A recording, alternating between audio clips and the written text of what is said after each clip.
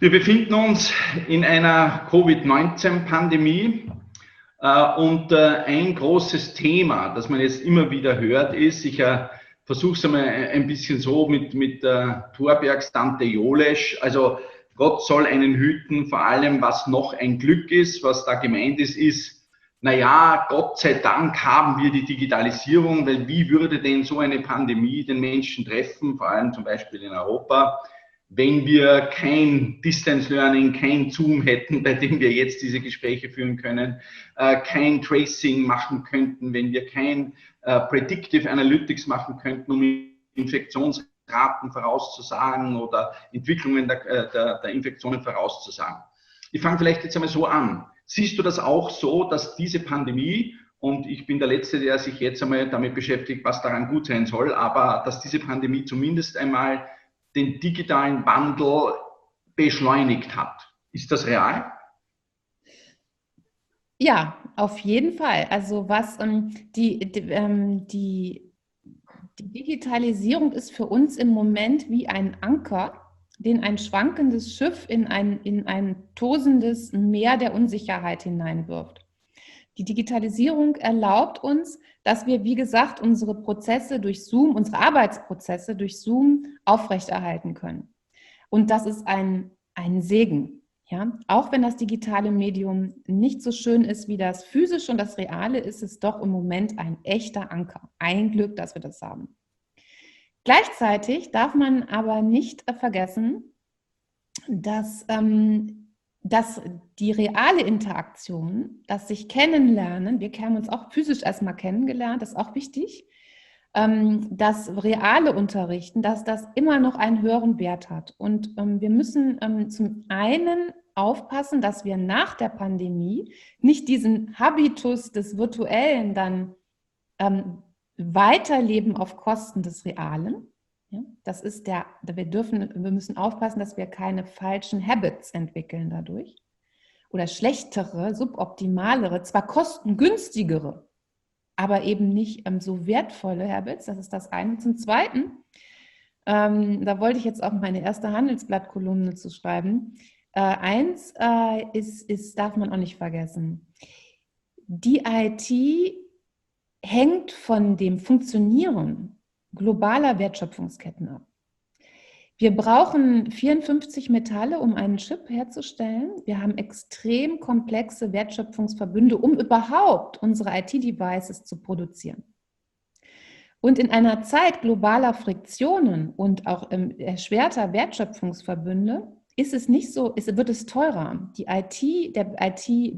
nur der IT-Betrieb in der Wartung durch teures Personal, sondern auch die Herstellung von IT wird in den Kosten wird verstärkt. Und wir laufen auch raus aus den seltenen Erden und Kobalt und vielen Dingen, die wir brauchen zum Betrieb der Digitalisierung. Und das bedeutet, man sollte sich jetzt nicht ausschließlich in dieses wackelige Boot der Digitalisierung setzen und analoge Prozesse vergessen, weil das wird teurer mit der Digitalisierung und auch unsicherer im Bezug. Man sieht ja jetzt schon Handelskriege, auch zwischen China und Amerika, und Huawei legt plötzlich für 2 Jahre Bestände ein, um überhaupt noch die eigenen Produkte liefern zu können. Und Apple wird blockiert. Da gibt es viel Krieg im Hintergrund schon. Und das beeinflusst die Finanzierbarkeit, die langfristige Finanzierbarkeit der Digitalisierung. Daher mein Tipp: immer schön die analogen Prozesse noch aufrechterhalten, die Leute nicht rausschmeißen, weil wir können innerhalb von kürzester Zeit, je nachdem, wie sich die Weltwirtschaft entwickelt, Probleme haben, und eine Digitalisierung aufrechtzuerhalten. Also in dem Maße, in dem wir es jetzt tun und in dem wir es auch jetzt ausbauen gerade. Wir haben an den Universitäten unmittelbar nach dem Lockdown-Beginn sozusagen auf Distance Learning, E-Learning umgestellt und haben vieles, das wird auf der Wirtschaftsuniversität wahrscheinlich nicht viel anders gewesen sein als an der medizinischen Universität. Wir haben vieles auch dazulernen müssen, was wir noch gar nicht kannten. Und zwar meine ich jetzt einerseits natürlich die Technologie, andererseits die Reaktionen auf diese Technologie. Wie gehen die Studentinnen und Studenten damit um? Wie gehen die Vortragenden damit um, etc. etc. Jetzt gibt es aber den Trend, dass man sagt, na gut, aber wenn das jetzt so ist, dann soll man das auch nicht mehr vollkommen abdrehen. Jetzt zur Zeit geht es eh nicht, weil wir noch immer Pandemie haben, aber sagen wir mal in einer Post-Covid-Phase, hybrid zu arbeiten. Siehst du da auch den Vorteil, den zum Beispiel auch ich ganz persönlich sehe, und siehst du auch, dass wir gut darauf eingestellt sind, und zwar meine ich es jetzt nicht technologisch, sondern als Gesellschaft, ethisch, dass wir auch damit umgehen können und wissen, was das bedeutet, wenn wir uns jetzt sozusagen in eine mehr hybride, kommunizierende Welt bewegen? Ja, also sofern es wirklich bei einem guten Maß bleibt und wir wirklich hybrid und nicht nur digital arbeiten, finde ich, es ist sehr vorteilhaft. Also an meinem Institut haben wir auch gerade eine Meta-Analyse gemacht über die Auswirkungen von digitalen Medien auf die menschliche Energie. Ja? Also Energie im Sinne der Erschöpfung oder auch positiven Energie. Und weil wir sehen schon, dass wenn Leute zu Hause arbeiten können und nicht pendeln müssen und auch die Rahmenbedingungen zu Hause haben, ist das, wenn es 1 bis 2 Tage in der Woche ist, vorteilhaft. Allerdings ist das Problem, dass viele Menschen auch am Arbeitsplatz die Möglichkeit haben, zum Beispiel, wenn sie Probleme haben, einen Chef zu fragen, Kollegen zu fragen, wenn sie den Chef nicht fragen wollen. Und all das bricht ja weg, wenn die Leute nur noch zu Hause arbeiten. Und was dann passiert, ist, dass sie plötzlich verantwortlich sind für Dinge, die sie nicht mehr lösen können. Und dann fallen die in depressive Zustände. Das heißt, ja, Hybridarbeiten ist vorteilhaft, aber die Firmen müssen weiterhin in jedem Fall in die physische Präsenz, und zwar regelmäßige physische Präsenz, investieren. Sonst werden sie auch zum Beispiel die Motivation der Mitarbeiter, die Verbindung mit dem Unternehmen, ja, das ist ja auch ganz wichtig, die Identifikation mit dem Unternehmen ist ganz, ganz wichtig.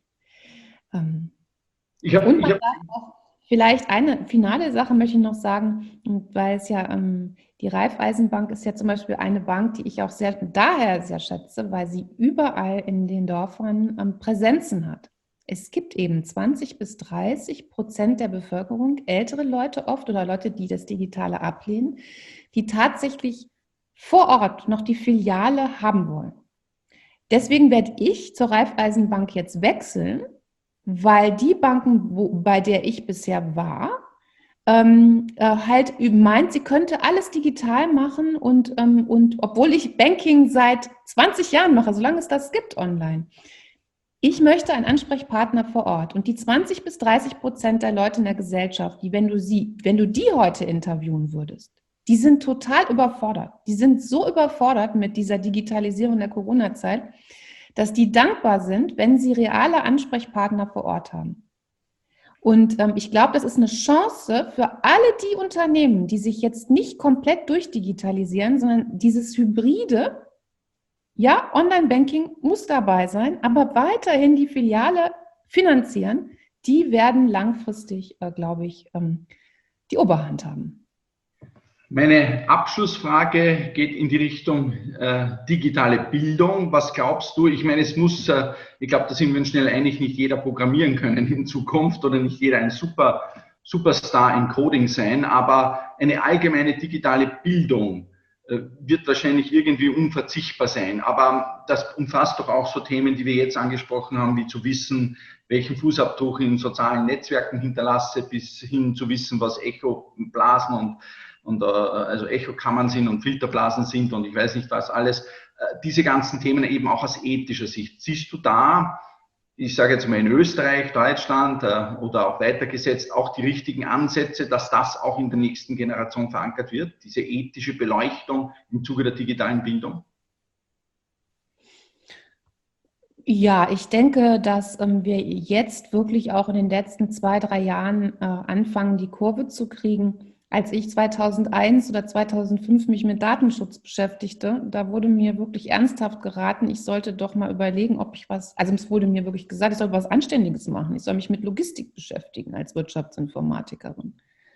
Und Ja, mir war immer klar, dass das nicht die Antwort ist. Und ich bin total froh, in den letzten 2, 3 Jahren wachen die Leute auf. Und zwar aufgrund der negativen Erfahrungen, die wir alle machen. Sei es mit Datenidentitätsklau oder Security oder Datenschutzgrundverordnung oder Hate Speech. Also alle wachen auf, das halt, da muss man was machen. Und wir sind wie Kinder, die auf die digitale Herdplatte draufbatschen und merken, aha, da muss ich mich anpassen, da muss ich lernen. Und ich glaube, da ist Österreich genauso auf einem guten Weg wie andere Länder auch, die jetzt durch diese Erfahrungen gehen. Man muss nur aufpassen, auf politischer Ebene gibt es ja dann so Leute, die wollen sich profilieren durch dicke Tech-Investments und die versuchen dann die ganze Gesellschaft eben nicht hybrid, sondern in diese totale Digitalisierungsschiene, in diese Singularity, von der du am Anfang sprachst, reinzudrücken, weil sie sich eigentlich nur selbst profilieren wollen, ohne was vom Fach zu verstehen. Und da können falsche politische Entscheidungen sehr negativ in die Gesellschaft hineinwirken. Das ist eher eine Gefahr. Aber das Lernen, dass Ethik wichtig ist und dass wir auch unsere Systeme mit mehr Ethics by Design bauen sollten, um einen europäischen Weg ernsthaft zu beschreiten. Ich glaube, das ist gut unterwegs jetzt. Fängt an. Liebe Sarah, ganz, ganz herzlichen Dank für deine Zeit, für deine Antworten auf diese Fragen. In Zeiten wie diesen gesund bleiben ist ein wichtiger Zuruf, den man immer macht. Ganz, ganz herzlichen Dank für das Gespräch. Danke dir auch.